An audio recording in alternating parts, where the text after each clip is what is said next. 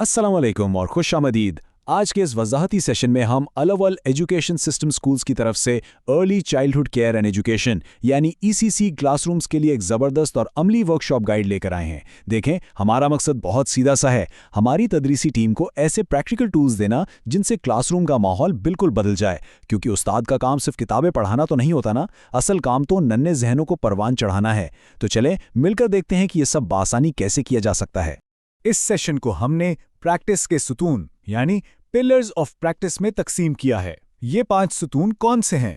पहला, अल-ऊला फ्रेमवर्क। दूसरा, क्लासरूम की तरतीब। तीसरा, रोजमर्रा के मामूलात। चौथा, इस्लामी इक़दार का इंज़िमाम। और पांचवां, बच्चों की कारकर्दगी का मौसर जायजा लेना। बस इन 5 चीजों पर हमारा फोकस होगा। तो शुरुआत करते हैं पहले सुतून से यानी अव्वल फ्रेमवर्क। ये दरअसल हमारे नेशनल करिकुलम ऑफ पाकिस्तान और हमारी मजबूत इस्लामी शनाख्त का एक खूबसूरत मिलाप है। हमारी सारी फिलॉसफी का निचोड़ ये है कि हमने सिर्फ निसाब पूरा नहीं करवाना, बल्कि बच्चों की शख्सियत में एक मजबूत इस्लामी रूह भी शामिल करनी है। करिकुलम के मुताबिक हमारे क्लासरूम से निकलने वाला हर बच्चा इस बात पर पुख्ता यकीन रखता हो कि अल्लाह ही वाहिद खालिक है और हज़रत मोहम्मद सल्लल्लाहु अलैहि वसल्लम अल्लाह के आखिरी और महबूब तरीन नबी हैं। मतलब हमारा अकीदा, ज़ुबान और सकाफ़त, ये तीनों चीज़ें बच्चे की नशोनुमा की असल बुनियाद हैं। अब ज़रा इस सीखने के तसलसल पर गौर करें। ये कितना हैरत अंगेज़ है कि एक 3 साल का बच्चा जो शायद रेत पर सिर्फ लकीरें खींच रहा होता है, वही बच्चा 5 साल का होते होते बाकायदा अल्फाज लिखने लगता है और 50 तक गिनती गिनने के काबिल हो जाता है।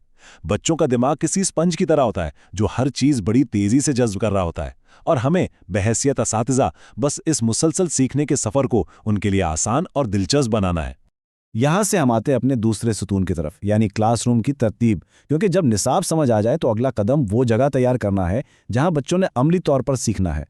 याद रखें, बेहतरीन क्लासरूम वो है जो बिल्कुल बच्चे के लेवल का हो, यानी हर चीज़, तस्वीरें, किताबें और शेल्व्स इतने नीचे हों कि बच्चे खुद वहां तक बआसानी पहुंच सकें।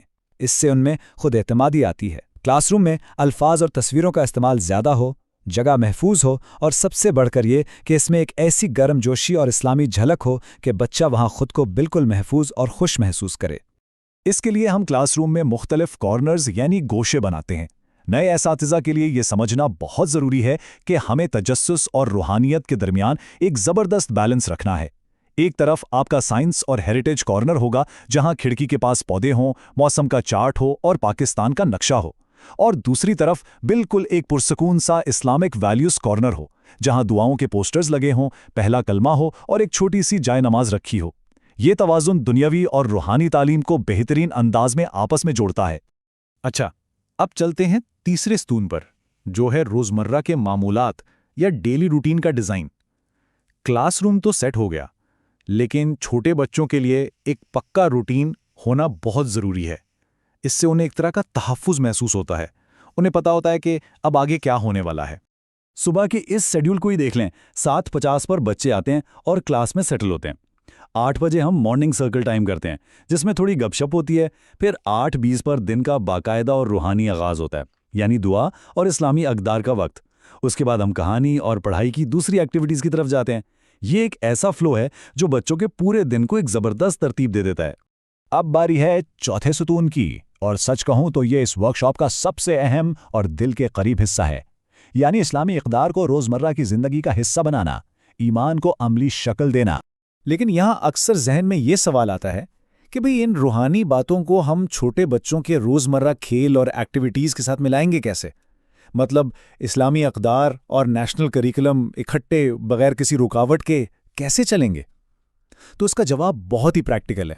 हमने दुआ सर्कल के लिए एक कदम ब कदम गाइड बनाई है। सबसे पहले सब बच्चों को दायरे में बिठाकर मिलकर बिस्मिल्लाह पढ़ें।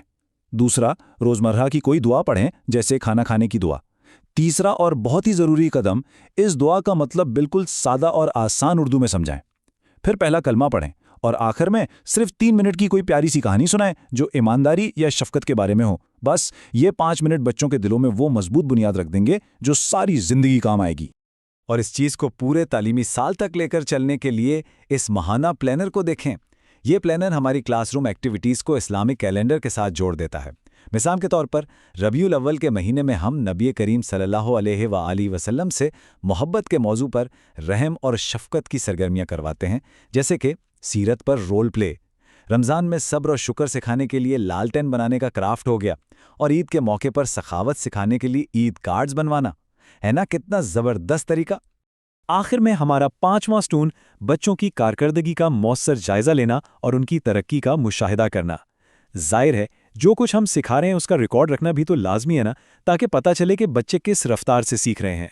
اسیسمنٹ کے لیے ہم نے بچوں کی ترقی کو 6 واضح حصوں میں بانٹا ہے۔ اس میں ان کی ذاتی اور سماجی نشوونما، زبان کی مہارت، ریاضی کے بنیادی تصورات، اپنے ارد گرد کی دنیا کی سمجھ، صحت و صفائی جیسے ہاتھ دھونے کا طریقہ اور تخلیقی صلاحیتیں شامل ہیں، یعنی ہم بچے کی مکمل شخصیت کا احاطہ کرتے ہیں۔ اور اس جائزے میں یکسانیت لانے کے لیے ہم یہ 4 درجوں کا آسان گریڈنگ سسٹم استعمال کرتے ہیں: ای، جی، ڈی اور این۔ ای یعنی ایکسلنٹ، جب بچہ خود سے اور بہترین کام کر لے۔ جی یعنی گڈ، جب اسے تھوڑی سی یاد دہانی چاہیے ہو۔ ڈی یعنی ڈیولپنگ، مطلب بچہ ابھی سیکھ رہا ہے اور اسے استاد کی مدد چاہیے۔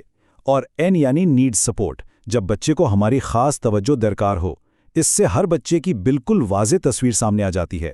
تو جب ہم ان تمام ستونوں کو یعنی کلاس روم کا ماحول، ڈیلی روٹین، اسلامی اقدار اور مسلسل جائزے کو آپس میں ملاتے ہیں تو ایک ایسا زبردست اور مکمل ماحول بنتا ہے جہاں علم بھی پروان چڑھتا ہے اور ایمان بھی۔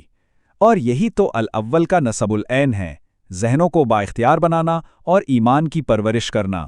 اچھا، اس سفر میں آپ بالکل اکیلے نہیں ہیں۔